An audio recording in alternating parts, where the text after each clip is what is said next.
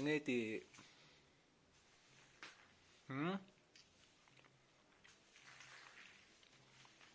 ยังไงติ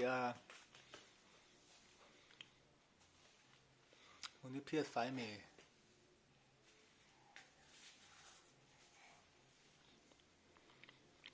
อีวันบ่อยแอมเต้เพียรตันบ่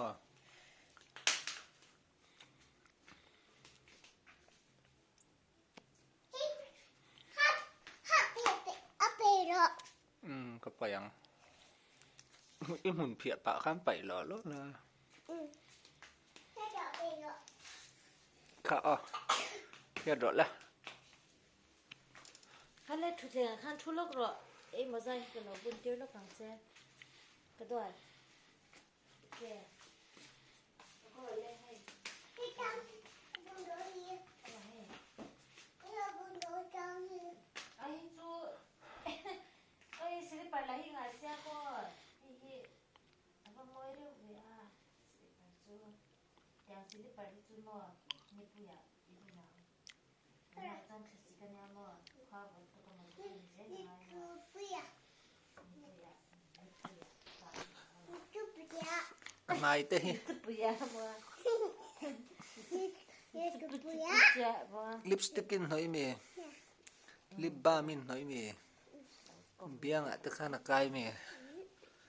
กายแล้วซึมๆตรอ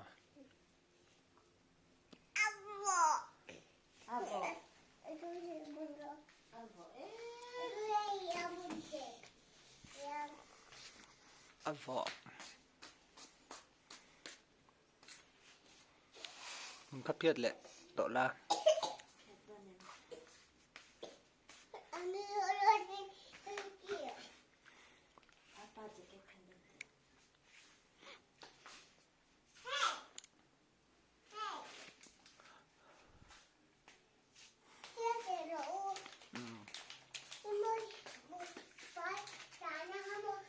สิริไปก็ข้างกับปุ่นแล้วล่ะ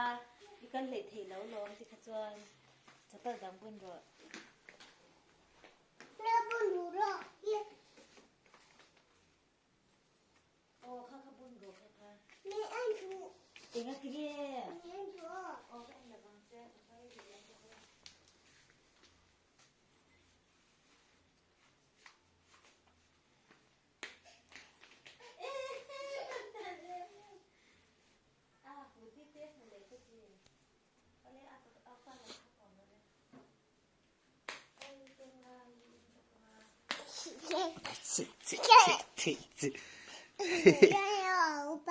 ไง